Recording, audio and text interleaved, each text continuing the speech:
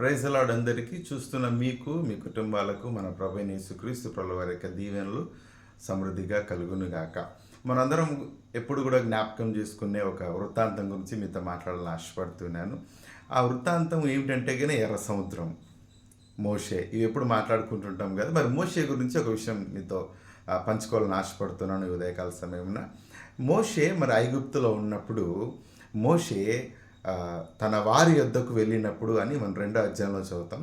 తన వారి వద్దకు వెళ్ళి ఐగుప్తీయుడు ఒకడు హెబ్రీయుడిని హింసిస్తున్నప్పుడు చూసి ఆయన కోపముతో ఆ ఐగుప్తుడిని చేతితో కొట్టి చంపేసినాడు. తర్వాత ఆ చంపి పూడ్చిపెట్టేసిన తర్వాత మరి అక్కడి నుంచి ఆయన పారిపోతాడు.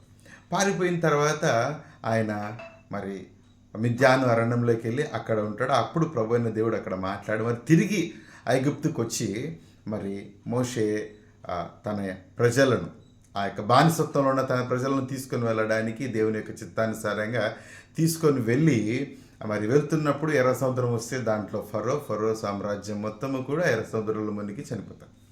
చూడండి, మోషే తన శక్తితో తన వారిని కాపాడాలనుకున్నప్పుడు ఒకరిని చంపి పారిపోయాడు. కానీ దేవుని మాటకు లోపడి ఆయన మరి ఆ మిద్యానరం నుంచి ఐగుప్తుకు వచ్చి ఆ యొక్క దేవుని పిల్లల్ని తీసుకొని వెళ్తున్నప్పుడు ఫరో సామ్రాజ్యాన్ని అంతటిని కూడా నీళ్ళల్లో ముంచేస్తాడు. మన శక్తితో కాదు, కానీ మనము దేవుని యొక్క చిత్తానుసారంగా ముందుకు వెళ్ళినప్పుడు సాతాన్ని జయించగలుగుతాం. మన దైనందిన జీవితంలో మనకు చాలామంది వ్యక్తులు మన మీద అనేకమైన నిందలు వేసి మనకు చెడ్డ పేరు తీసుకొని వచ్చే ప్రయత్నం చేస్తూ ఉంటారు. మీ యొక్క సొంత జ్ఞానంతో, మీ యొక్క శక్తియుక్తులతో వాడిని కొడదాము, వాడిని చంపుదాము, వాడిని ఇది చేద్దాం అది చేద్దాం అనుకోకుండా ఎప్పుడైతే దేవుణ్ణి వారికి అప్పచెప్తారో దేవుడు కలగజేసుకుంటే అందులో సమృద్ధికరమైన విజయం కలుగుతుంది.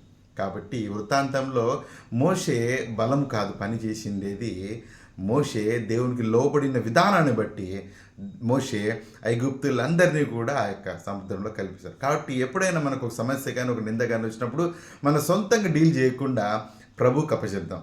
మోషే చేసినట్లుగానే మనం కూడా చేస్తే మన జీవితంలో మరి దేవుడి నుంచి వచ్చే ఆశీర్వాదాలు పొందుకుంటున్నాం. కాబట్టి మన శక్తియుక్తులు కాదు, ఆయన కృప మీద ఆధారపడతాం. Thank you. God bless you all.